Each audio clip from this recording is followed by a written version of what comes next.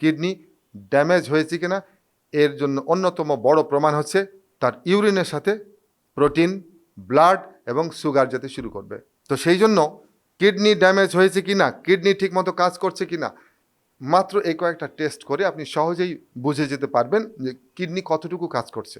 এবং সেই টেস্টগুলো কী কী? 1 নম্বর, সবচেয়ে সহজ কিন্তু খুব গুরুত্বপূর্ণ এবং অত্যন্ত কম খরচে করা যায় যে টেস্টটি, সেটি নাম হচ্ছে urine for RE, routine examination.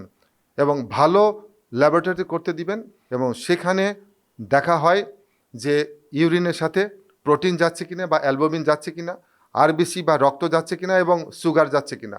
যদি এগুলো যায় বুঝতে হবে কিডনি ড্যামেজ হতে শুরু করেছে। 2 নম্বর, সিরাম ক্রিয়াটিনিন।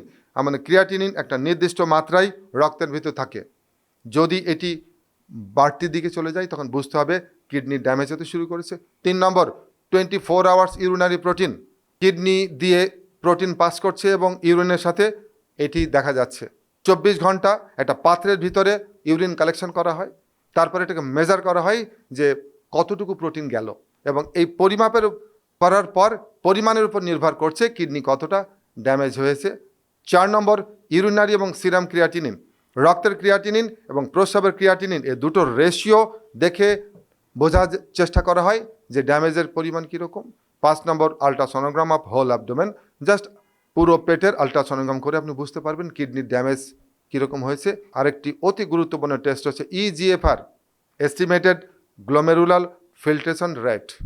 এর মধ্য দিয়ে আমরা জানার চেষ্টা করি যে কিডনি কত পার্সেন্ট ব্লাড ফিল্টার করতে সক্ষম হচ্ছে। এই সবগুলো টেস্ট করে একজন চিকিৎসক বুঝতে পারেন যে কিডনি ড্যামেজ হয়েছে কিনা, হলে কতটুকু হয়েছে এবং সে কীরকম ব্লাড ফিল্টার করতে পারছে এবং কতটুকু সে ব্লাড ফিল্টার করতে পারছে না।